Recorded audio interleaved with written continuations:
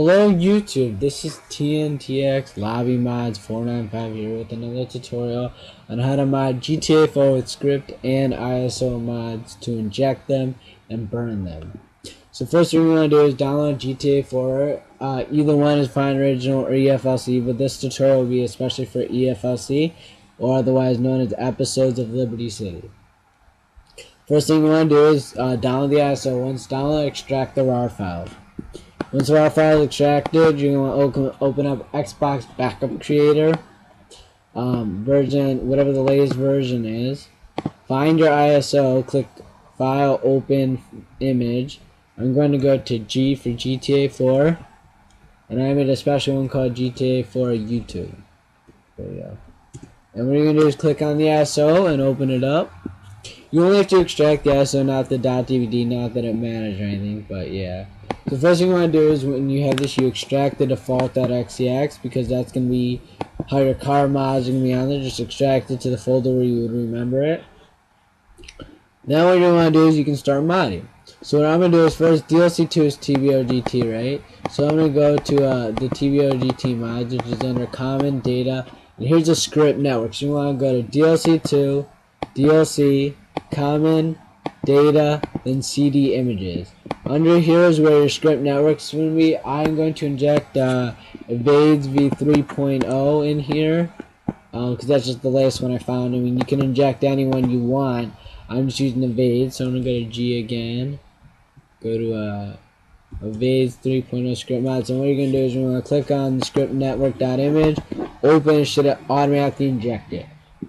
Now that that's injected, we can start going to the car mod. So what I'm going to do is I'm going to go to my file, and I always like to do this because it's a little bit easier for me to do, but I go to Documents, and I go to where the one I want to use. So I'm probably going to use, let's say, I'm going to use King Blades v2.5. These are all the stuff I'm going to use. So what I'm going to do is I'm going to go to, I'm going to leave this here, and I'm going to go to Common, because here's Common RPF. We're going to just call it MLB GTA 4. I'm going to first inject XBOX360.rpf, which again will be in our, I just think it helps if I do that because then I have it there right in front of me. And we're going to do XBOX360 RPF, then Common RPF, and just replace all the files. It's very simple, very easy, not too hard, you know. And then let's find the next one. So next one's going to be DLC.rpf, which DLC would just be DLC2. So you just click on this. There it is. Replace it. And then I'm going to replace the next Anim DLC2, and we're going to go to, so we're going to do exactly like that. So we're going to go to DLC2.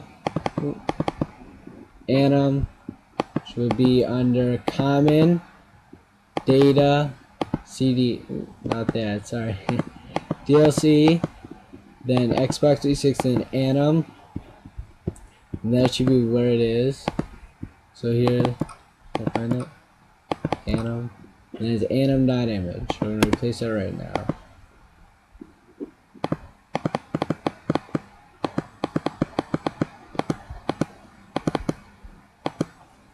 And this is under DLC2, as you can see.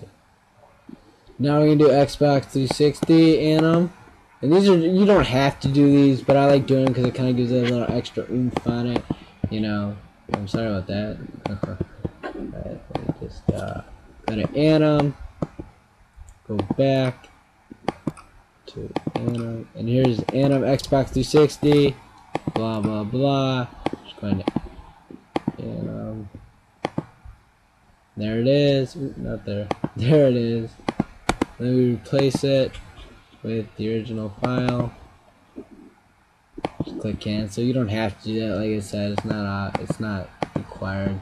If it says it's going to overwrite, I most likely wouldn't like to do that because if you get that error, because then it means it could corrupt the profile. So I don't like doing that. Now the final one I have to do are the queens.me or the queens.image. So we're going to go to Xbox 360 data, or not data, audio, no, fine.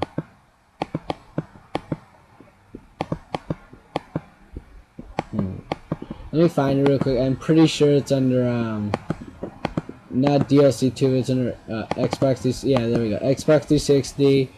Then you go to data, maps, and we find which map it's in. So let's say I'm doing Queens.me, which is the airport. I'll have to go to Queen, which is East, Queen E, and I'll replace it. So let's replace Queen E.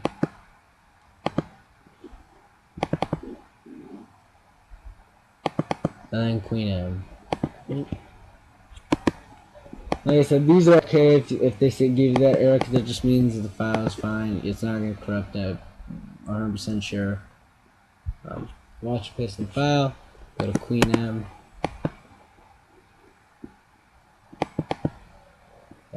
Queen M should be fine. It's usually just Queen E that gives you that error. Alright, now this is done. It's finally modded. We're going to go back to this. We're going to go to default.xex and we're going to replace it with the original one we used. So I'm just going to go back to my folder that I saved it in.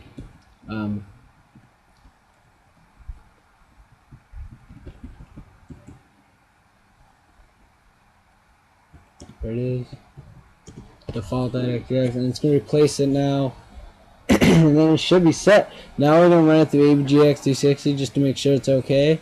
Making sure nothing's corrupted. So we're going to back out of this and I'll come back in a second with the new tutorial. So we're at XBOX360 and we're going to go right here. We're going to find our file that we just created, the XBOX360 ISO. 100G. And then here's the ISO we just made, so we're going to click on that. And just because I have the folder right here with the mods in it, the image already, I'm just going to take it out real quick, so give me a sec. You don't want to have an image in there, else it won't create it. So what I'm going to do is I'm just going to delete this .dvd, because all we need is the ISO. Then we'll run the ISO through, so we're just going to click on this, and we're going to run it through. Make sure you have the right settings. I'll put a link in all the settings and stuff. It should just go on, and green is good, yellow is good, blue is good. If you ever get red except for at the bottom, then I would recommend seeing something about it. It's probably corrupted. You see it's all checking fine, should be perfect. I'm just going to let that run real quick, and then you should be able to be seen. So, like I said, it's not that big of a deal if it doesn't run. You should be fine.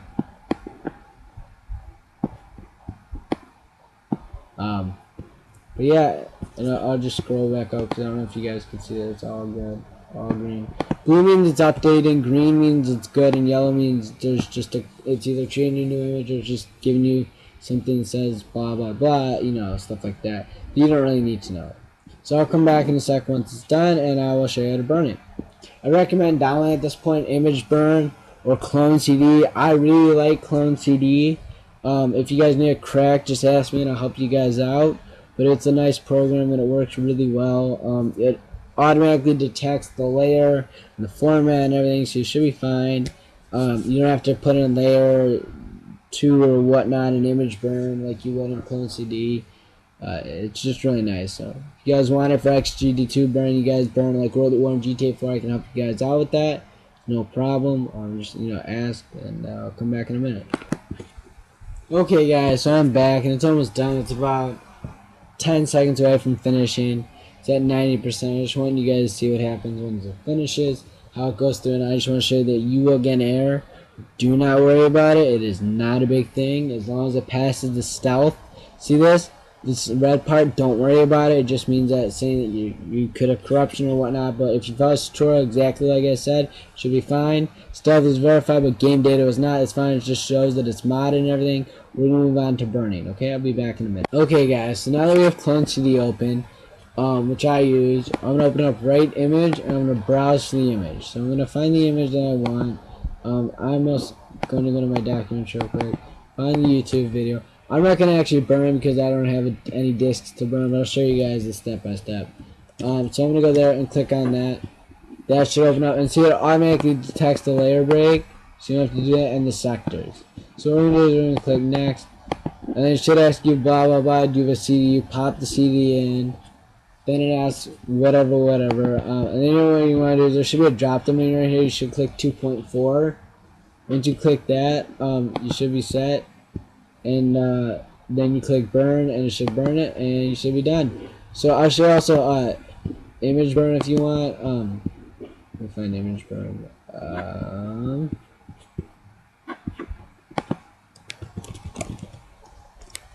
I don't know if I have it on this computer.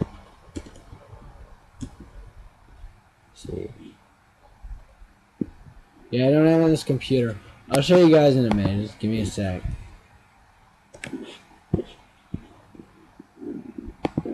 I'm back. Sorry about that. So I'm going to show you how to write an image burn now. It should take about 2 minutes to show you. All you do is click this write image file to disk. Click tools. Settings, make sure your write layer is 1913.760. Sector and L0 is 1913.760. Then what you're going to do is you're going to want to write this and make it 2.4x. Make sure you uncheck verify in test mode. Click on File, open the .dvd, put your disk in and click Write. Should be all set from there. I don't like this program though because it does get a lot of I/O errors for many different reasons. Just to let you know, I would rather use Quantity, but if you have to use image burn, I would use it using this. Thank you and have a great day. Take it easy.